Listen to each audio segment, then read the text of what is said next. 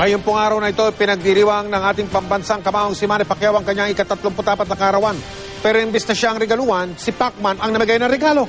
Mula sa lungsod ng General Santos, nakatutok live si Haji Rieta. Haji?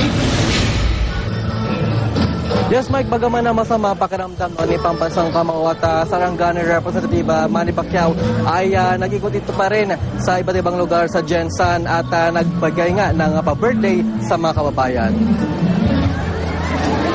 Mainit na sinalubong si pambansang kamao at Sarangani Representative Manny Pacquiao kasama ang asawang si Jinky ng mga inmates sa General Santos City Jail.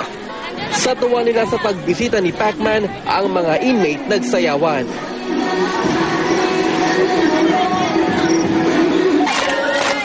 Nagsabay pa ng confetti para sa mag-asawang Pacquiao. Masamang pakiramdam ni Manny pero naibsan daw iyon dahil sa mainit na pagsalubong. Ang pagbabago ng isang tao ay hindi pinapakita sa ibang tao, kundi nasa loob, nasa sarili ninyo. No? Kasi ang pagbabago ng isang tao, hindi ka nagbago para sa pakita mo sa kapwa mo, kundi ang pagbabago mo ipapakita natin sa Panginoon. At dahil ika-34 na kaarawan ngayon ni Manny, inawitan siya ng inmates.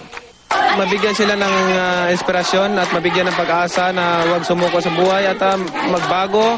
First time kong nabisita yung mga tao dito, mga kababaihan. Siyempre na-feel ko yung ano nila na, yung nandito lang sila sa loob, wala silang freedom. Kasi Message kay Sir Manny. Message, I love you very much. Yun. Yes. May gift ka ba sa kanya? Unconditional love. Sunod namang dinalaw ni Man ng isang home for the aged at pinasaya ang mga nakatatanda at namigay ng grocery items. Dahil ngayong gabi na ang birthday celebration ni Manny, maaga pa lang, inihanda ng lugar dito sa Gensan. Maagang nag-ensayo ang mga sasayaw, nang ibabaw rin ng kulay puti dahil angel ang tema ng party. Sa entablado may estado pa si Manny na may pakpak pa. Nandito ako ngayon sa VIP area ng birthday celebration ni pambansang kamao Manny Pacquiao at makita nyo dito sa bandang ito yung lugar kung saan uupo sila Manny kasama ang asawang si Jinky at maging na rin ang kanyang mga anak. Hindi bababa sa 2,000 ang inasahang dadalo sa party. Wish ko lang sir na tuloy-tuloy yung pagtulong-tulong niya. Gaya nung pinunta nila kahapon sa Compostela, malaki yung tinulong niya doon. Sana makabawi siya uli.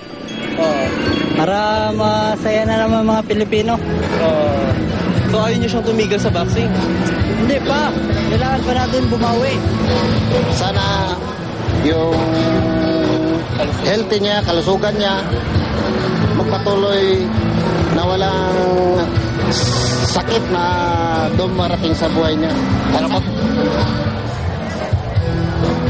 May nagsimula na nga magpapasok ng mga bisita dito sa venue kung saan gaganapin nga itong ay ika-34 na kaarawan ni Manny Pacquiao. At may mga namata na rin tayo kanina, Mike, na ilang mga politiko maging na rin mga artista. Samantala, Mike, kanina ay nagbigay naman ng pahayag si Manny Pacquiao hinggil nga din sa pagkapanalo ni Nonito Donaire sa Meksikano nga si Arce at binabati niya nga ito. Mike?